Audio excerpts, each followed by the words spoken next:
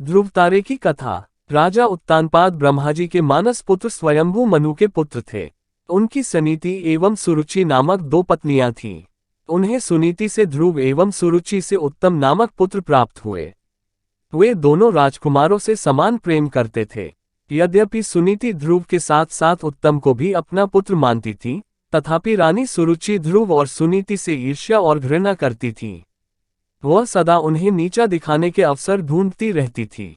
एक बार उत्तानपाद उत्तम को गोद में लिए प्यार कर रहे थे। तभी ध्रुव भी वहां आ गया। उत्तम को पिता की गोद में बैठा देखकर वह भी उनकी गोद में जा बैठा। ये बात सुरुचि को नहीं जची। उसने ध्रुव को पिता की गोद से नीचे खींचकर कटु वचन सुनाए। ध्रुव रोते हुए माता सुनीति के पास गया और सब कुछ बता दिया।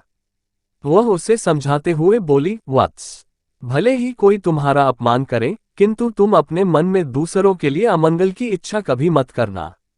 जो मनुष्य दूसरों को दुख देता है, उसे स्वयं ही उसका फल भोगना पड़ता है। पुत्र, यदि तुम पिता की गोद में बैठना चाहते हो तो भगवान विष्णु की आराधना कर उन्हें प्रसन्न करो। उनकी कृपा से ही तुम्हारे पितामह स्वयंभू मनु को दुर्लभ लौकिक और अलौकिक सुख भोगने के बाद मोक्ष की प्राप्ति हुई थी। इसलिए पुत्र, तुम भी उनकी आराधना में लग जाओ। केवल वे ही तुम्हारे दुखों को दूर कर सकते हैं।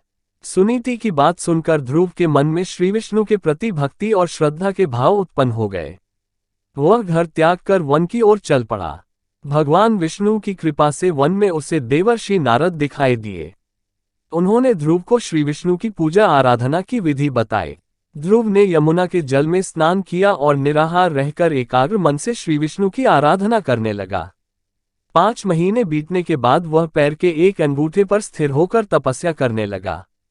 धीरे धीरे उसका तेज बढ़ता गया। उसके तप से तीनों लोग कंपायमान हो उठे। जब उसके अंगूठे के भार से पृथ्वी दबने लगी, तब भगवान विष्णु भक्त ध्रुव के समक्ष प्रकट हुए और उसकी इच्छा पूछी। ध्रुव भाव विभोर होकर बोला, भगवान, जब मेरी माता सुरुचि ने अपमानजनक शब्द कहकर मुझे पिता की गोद से उतार दिया था, तब माता सुनीति के कहने पर मैंने मन ही मन ये निश्चय किया था कि जो परब्रह्म भगवान श्री विष्णु इस संपूर्ण जगत के पिता हैं, जिनके लिए सभी जीव एक समान हैं, अब मैं केवल उनकी गोद में बैठूंगा।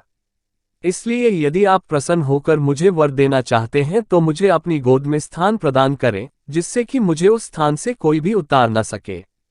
मेरी केवल इतनी सी अभिलाषा है।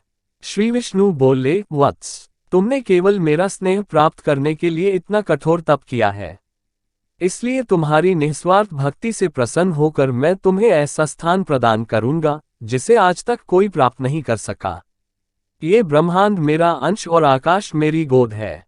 मैं तुम्हें अपनी गोद में स्थान प्रदान करता हूँ। आज से तुम ध्रुव नामक तारे के रूप में स्थापित होकर ब्रह्मांड को प्रकाशमान करोगे। इसके आगे श्री विष्णु ने कहा, तुम्हारा पद सप्तर्षियों से भी बड़ा होगा और वे सदा तुम्हारी परिक्रमा करेंगे। जब तक ये ब्रह्मांड रहेगा, कोई भी तुम्हें इस स्थान से नहीं हटा सकेगा। वत्स, अब तुम घर लौट जाओ। कुछ समय के बाद तुम्हारे पिता तुम्हें राज्य सौंपकर वन में चले जाएंगे। पृथ्वी पर 36,000 वर्षों तक धर्मपूर्वक राज्य भोग कर अंत में तुम मेरे पास आओगे। इतना कहकर भगवान विष्णु अंतर्धान हो गए। इस प्रकार अपनी भक्ति से भगवान विष्णु को प्रसन्न कर बालक ध्रुव संसार में अमर हो गया। इसी भगवान की वीडियो देखने के लिए सब्सक्राइब करें चैनल को और बेल आइकॉन दबाएं।